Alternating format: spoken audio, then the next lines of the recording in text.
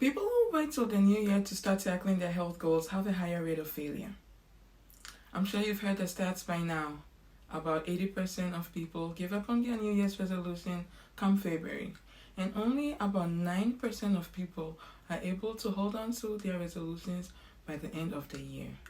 Now, I know these stats might be startling to some people, it might feel staggering, but I actually think that it makes a lot of sense. The sad truth is that many New Year's resolutions fail long before they even get started.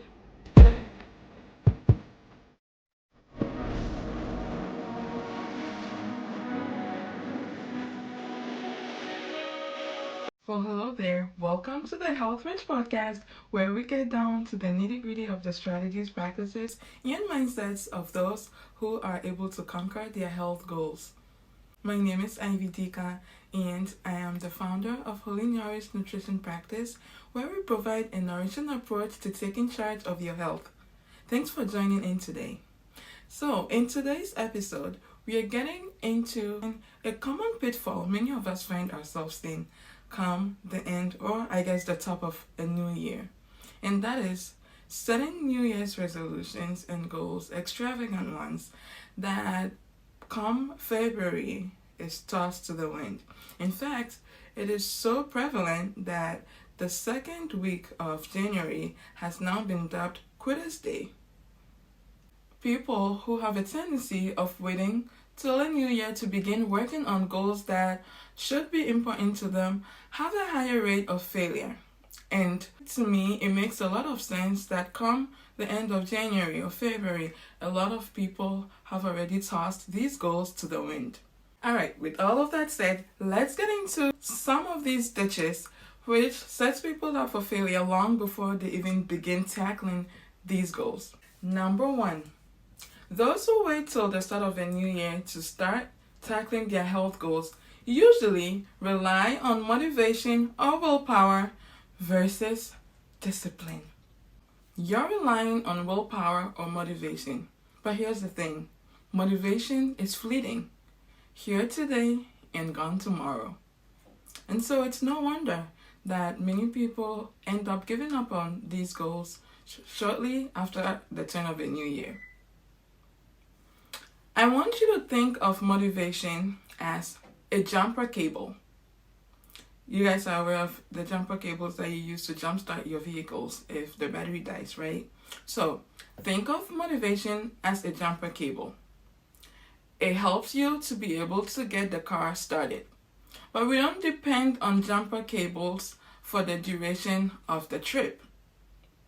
That's what the battery does. Your battery is discipline.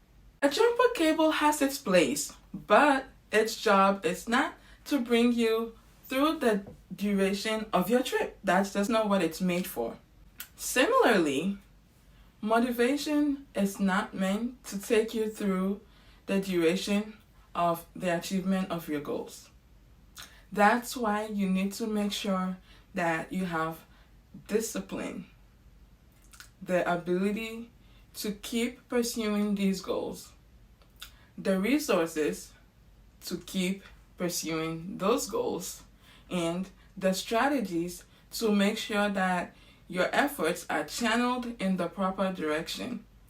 That's how you achieve your goals. Not sheer willpower, because your willpower is also limited. Success of any kind requires a level of consistency. And one thing that motivation cannot give you is precisely that, consistency. Motivation is more emotion driven. And so you can't build something that requires consistency using an approach that is inconsistent by nature. Discipline, on the other hand, does not require any feelings. It does not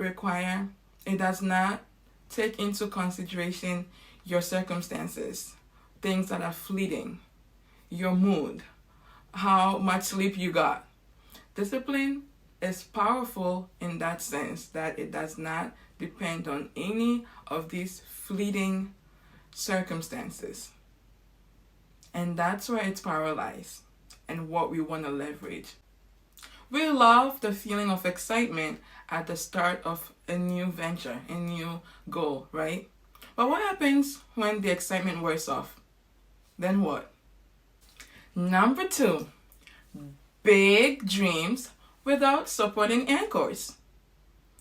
A lot of times, the draw of a new year is having a blank slate, a fresh start, a new canvas to dream big, right? Go big or go home. That's precisely the problem. Well, the problem is not that you're able to dream big. The problem is that a lot of times people have these ambitious goals with no support. Nothing anchoring these goals. They're just floating in the air, and that's a recipe for failure. Here's what I mean by supporting anchors. Many times, what people refer to as a goal is nothing more than just an intention or a desire. What sets a resolution or a goal apart? Well, clear, concise, and practical steps and strategies. So, for an example, rather than saying, in 2026, I want to start eating healthier, or in 2026, I want to work out 6 times a week. That's an intention. That's a desire. That's not necessarily a resolution unless you start backing it up with proper strategies and steps that you're willing to commit to put that into place. Your strategies and your commitment to those strategies is what turns your intention into an actual achievable goal. The advantage of having a system is that 1, it breaks the threshold of resistance. What this means is that your brain actually does not like doing new things. Your brain actually is very protective. Some might call it lazy. It doesn't like doing new things. It resists new things naturally. It likes to conserve its energy when necessary. It thrives on repetition. And so, every time that you're having to start something over and over and over again, having to use your mental bandwidth, there's going to be resistance. So if you're serious about being successful at achieving your goals, you want to make sure that there's as little resistance as possible. And this is where systems are a pro. Your systems not only reduces the resistance barrier, but it also provides you the ability to be consistent. You have steps that are repeatable. You have steps that are concrete. You're not having to reinvent the wheel all the time. Oh, I want to lose 10 pounds in 2026. So every morning you're having to figure out, how exactly am I going to lose these 10 pounds in 2026? Oh, maybe I'll try exercising today. Maybe I'll try cutting out sugar tomorrow. Maybe I'll try this, that, the other. Maybe I'll try the supplement that I just heard about. You're constantly reinventing the wheel. It's no wonder eventually the wheels fall off. So, what systems affords you is consistency, efficiency, reliability, and a way for you to achieve these goals without losing your sanity in the most energy conserving ways possible. I'm going to make an entire video all about systems versus goals, especially as it relates to health. So stay tuned for that. But let's move on. So, basically, number 2 is that people don't have the proper systems in place. Big goals without the proper systems, without the proper supporting anchors, is a recipe for disaster. Number 3, making changes before you're ready. The third reason why people who wait till a new year to start tackling their health goals are bound to fail is because a lot of times These people are not making changes because they recognize a need for change and are committed to the process of achieving said goal. A lot of times, they make these changes out of tradition. It's a new year. I have to have a New Year's resolution or a New Year's goal, right? And so you're making these changes prior to being ready to commit to the change. And of course, inevitably, that leads to failure. There's something that psychologists term the fresh start effect. It's practically this phenomenon that new beginnings, new starts, gives your brain this false sense of separation of your past self versus your future self. And this is certainly something that we can leverage to our advantage. Again, provided you have the right systems, strategies, and mindsets in place. But the sheer fact that a new year is beginning does not magically make your goals achievable. And so, oftentimes, people who are waiting till the new year to start working on their health goals are just sucked into the sheer tradition, the excitement of a fresh start without truly counting the cost. So here's a question to ask yourself.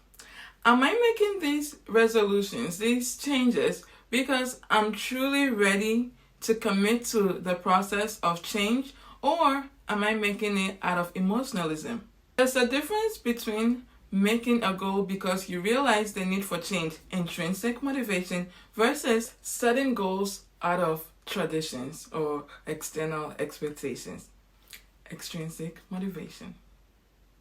And of course, it goes without saying that people who are self-motivated, who have intrinsic motivation, have a higher rate of success than those who are just setting these goals because of external factors. So, should you set New Year's goals? Well, first of all, the point of this video, in case you kind of missed it in the throes of it all, the point is not to discuss whether or not we should be setting New Year's resolution. The point of this video is more so to shed light on certain characteristics that those who tend to wait till the start of a new year or new whatever to tackle their health goals have in common. It is to make the point that it's actually not too surprising that a lot of New Year's resolutions and goals fail as quickly as they do, because the fact that people like to wait till the start of the New Year's, those who like to wait till the start of a new year to tackle their goals, it's indicative of other things that are also true in their lives, which leads to failure versus success. With that said though, should you set New Year's resolutions and goals? Well, it depends.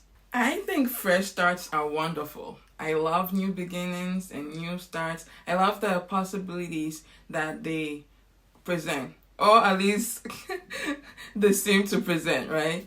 Because, to be completely honest, December 31st or December 20th is not necessarily any different than January 1st.